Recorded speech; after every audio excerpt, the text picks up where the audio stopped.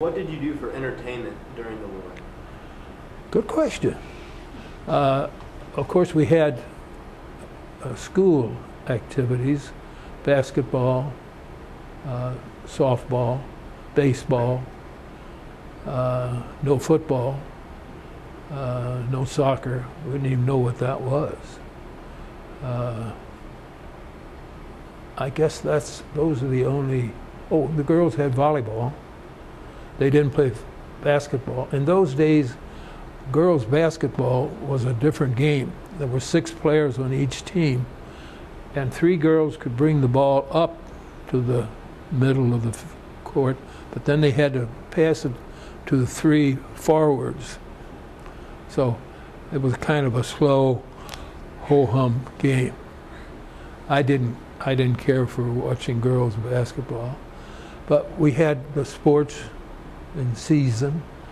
We had the movie theater, and of course we were always interested in the movie tone news. That was well, it was a report on what was going on in the world, and we'd get reports of what was going on in the war, but it was always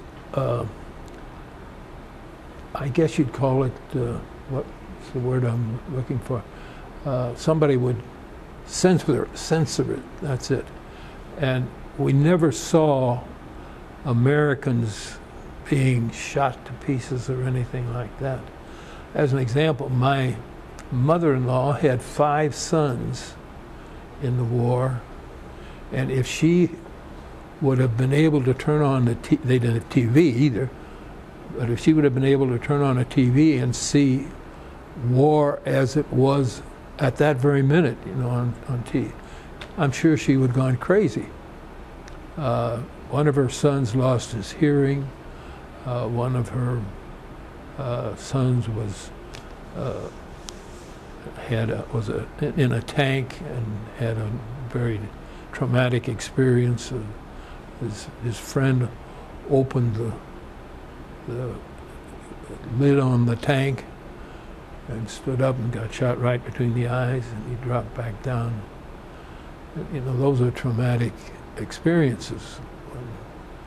And so they didn't show that kind of thing. They would show distances, Americans moving forward, or they would show some air battles, fighter planes, and we'd never see an American plane go down. We'd always see Germans or Japanese. It was censored, and so movies were uplifting. In those days, you walked out of a movie theater, you smiled, because they always had a good ending. First movie I saw that I thought was horrible was I can't even remember the name of it now. The Mafia movie, and it was a full house at the theater, and people were coming out. Boy, they looked very somber, and I couldn't understand that. But after I watched the movie, I came out looking very somber too, because it was very depressing. Let's see, my memory is failing me, but there were big stars in the movie, and now I don't go to movies. I don't want to come away feeling bad. I got off the track, but movies. Oh, I forgot one other thing. We had dances. City Park. Now, if you can imagine this, you know the pavilion, the dance pavilion, the open air pavilion. If you can imagine that absolutely so crowded with dancers that you couldn't hardly turn around without bumping into someone. That was the way the dances would attract people. And you'd look out on the parking lot, and maybe there'd be a half a dozen or 10 automobiles. Everybody else walked. People would walk. And there were dances quite frequently on Friday nights, very rarely on Saturday nights, and always on Sunday night. We would have a dance at the city park. Wintertime, we'd go into the auditorium.